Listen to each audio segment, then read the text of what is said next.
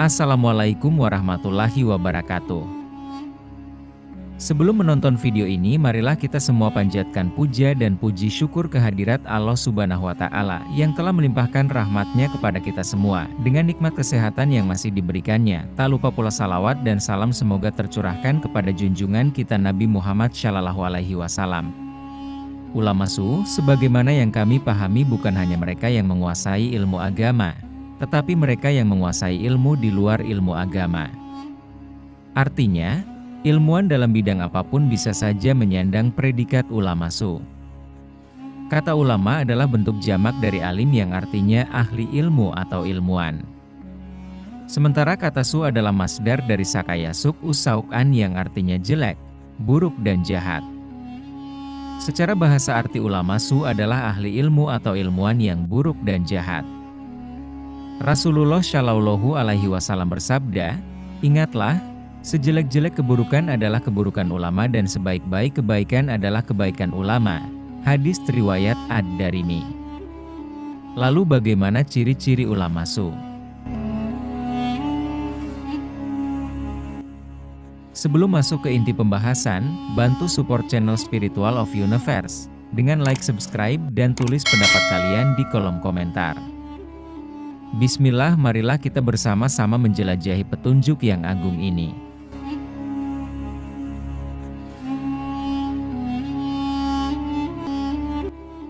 Ulama hakikatnya berhubungan dengan ilmu dan kebaikannya. Harta dan tahta adalah godaan bagi ulama yang bisa menjerumuskan ke dalam kehinaan. Sayyidina Anas radhiyallahu anhu meriwayatkan, ulama adalah kepercayaan Rasulullah Shallallahu Alaihi Wasallam selama mereka tidak bergaul dengan penguasa dan tidak asyik dengan dunia. Jika mereka bergaul dengan penguasa dan asyik terhadap dunia, maka mereka telah mengkhianati para rasul. Karena itu jauhilah mereka. Hadis riwayat Al-Hakim. Dari Abu Dzar berkata, dahulu saya pernah berjalan bersama Rasulullah Shallallahu Alaihi Wasallam. Lalu beliau bersabda, sungguh bukan Dajjal yang aku takutkan atas umatku. Beliau mengatakan 3 kali. Maka saya bertanya, wahai Rasulullah, apakah selain Dajjal yang paling engkau takutkan atas umatmu? Beliau menjawab, para tokoh yang menyesatkan. Dalam kitab Musnad Ahmad dijelaskan.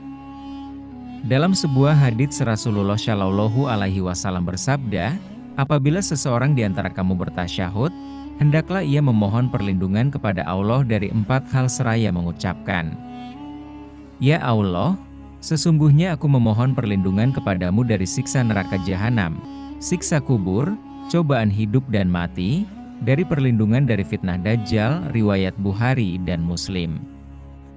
Dari berbagai sumber, ada beberapa karakteristik ulama su sebagai bagian dari fitnah akhir zaman. Semoga karakter ini tidak ada dalam diri kita dan kita bisa terhindar dari bahaya yang mereka timbulkan.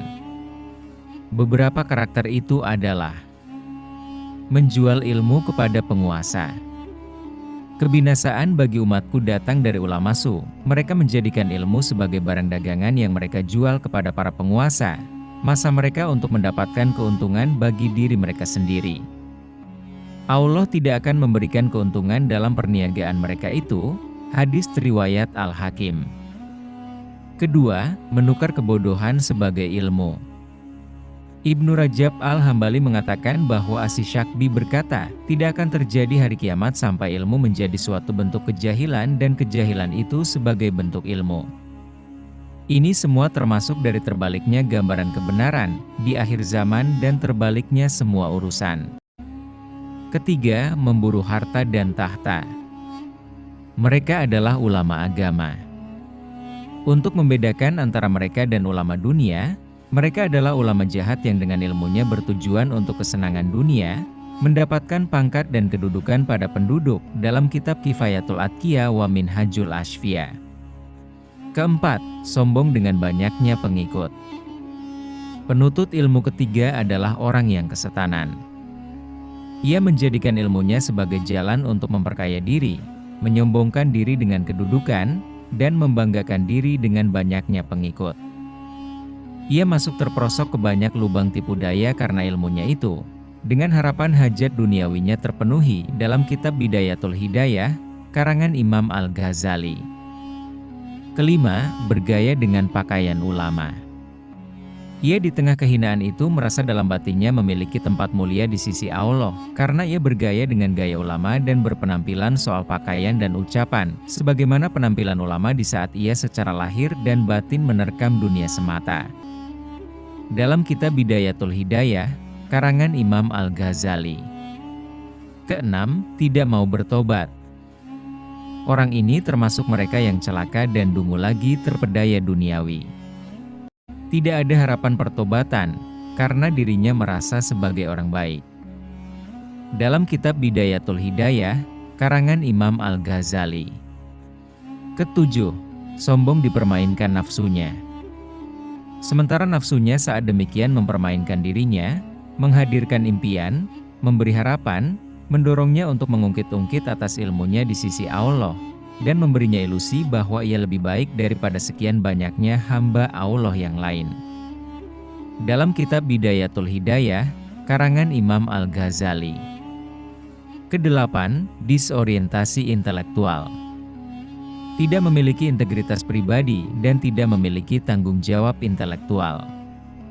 Sebab orientasinya hanya duniawi, sehingga menyalahgunakan ilmunya demi tujuan materialistik.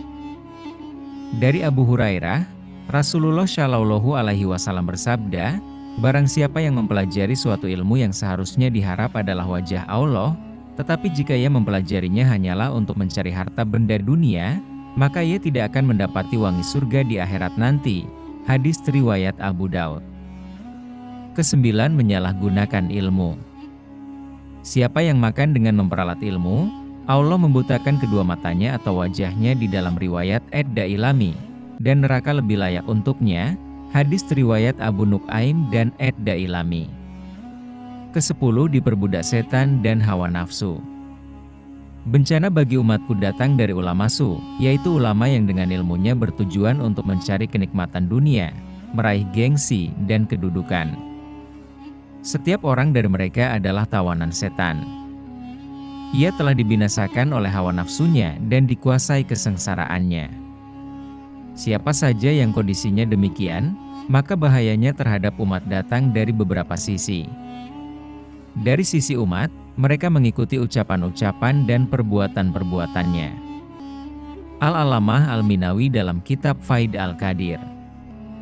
Kesebelas, membela penguasa zolim. Ia memperindah penguasa yang menzalimi manusia dan gampang mengeluarkan fatwa untuk penguasa. Pena dan lisannya mengeluarkan kebohongan dan kedustaan. Karena sombong, ia mengatakan sesuatu yang tidak ia ketahui. Al-Alamah Al-Minawi dalam kitab Faid Al-Qadir Syarah Jami. Ke-12, membuat tipu daya.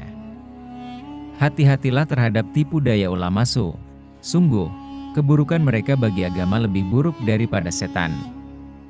Sebab, melalui merekalah setan mampu menanggalkan agama dari hati kaum mukmin. Atas dasar itu, ketika Rasulullah Shallallahu Alaihi Wasallam ditanya tentang sejahat-jahat makhluk, beliau menjawab, "Ya Allah, berilah ampunan." Beliau menyebut sebanyak 3 kali, lalu bersabda, "Mereka adalah ulama su." Kitab Hujjatul Islam karangan Imam Al-Ghazali. Yang terakhir, menjilat penguasa. Ulama su, orang bergelar ulama atau intelektual yang menjilat penguasa dan menjadikan kaum kafir sebagai teman karib serta menafsirkan Al-Quran sekehendak nafsunya. Dengan bahasa Umar bin Khattab, ulama su adalah mereka yang munafik tapi berilmu. Dari sini kita mendapatkan gambaran bahwa ulama su adalah ilmuwan secara umum yang menyalahgunakan ilmunya untuk kepentingan duniawi, apapun bentuk kepentingannya. Artinya, jangan dipahami bahwa ulama su adalah sarjana-sarjana yang mempelajari ilmu sekuler. Pemahaman ini tidak relevan sama sekali. Sedangkan dalam konteks ahli ilmu agama, Imam Al-Ghazali menyebut sejumlah ciri-ciri ulama su. Imam Al-Ghazali menjelaskan 3 jenis niat orang dalam menuntut ilmu. Salah satunya adalah ulama yang salah niat dalam menuntut ilmu agama. Inilah yang kemudian disebut sebagai ulama su, sebagai keterangan Imam Al-Ghazali dalam kitab Bidayatul Hidayah. Dari keterangan ini, kita mendapatkan keterangan cukup jelas terkait ciri-ciri ulama su dalam konteks ilmu agama. Secara singkat, kita dapat mengatakan bahwa ulama su adalah mereka yang tidak memiliki integritas pribadi dan tidak memiliki tanggung jawab intelektual. Ringkasnya, mereka yang memiliki niat duniawi dalam menuntut ilmu yang pada praktiknya adalah penyalahgunaan ilmu pengetahuan.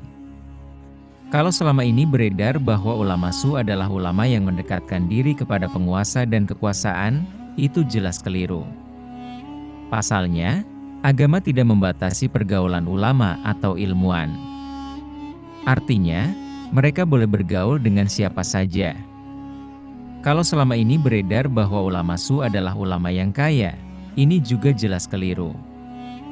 Pasalnya, agama tidak membatasi ulama untuk hidup miskin atau sederhana.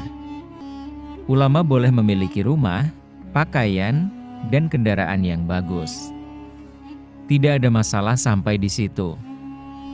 Kedudukan mereka sebagai ulama su atau ulama akhirat ditentukan oleh niat. Sementara niat adalah sesuatu yang gaib sehingga keterangan perihal ciri-ciri ulama su ini tidak boleh digunakan menilai siapa saja di sekitar kita yang dipanggil ulama atau ustadz oleh masyarakat. Dan kita tidak bisa menghukumi niat seseorang. Artinya, kita tidak boleh berburuk sangka su'uzzan kepada para ulama. Buruk sangka kepada orang awam saja tidak boleh, apalagi kepada ulama. Pasalnya, menyakiti mereka sama saja memasukkan racun mematikan ke dalam tubuh kita. Semoga video ini dapat bermanfaat untuk kita semua. Jika ada yang baik itu datang dari Allah Subhanahu wa Ta'ala, dan jika ada yang buruk itu datang dari diri saya pribadi. Mohon maaf atas kehilafan tutur kata dan perbuatan. Semoga Allah membimbing kita semua ke jalan yang benar. Wabillahi taufik wal hidayah. Wassalamualaikum warahmatullahi wabarakatuh.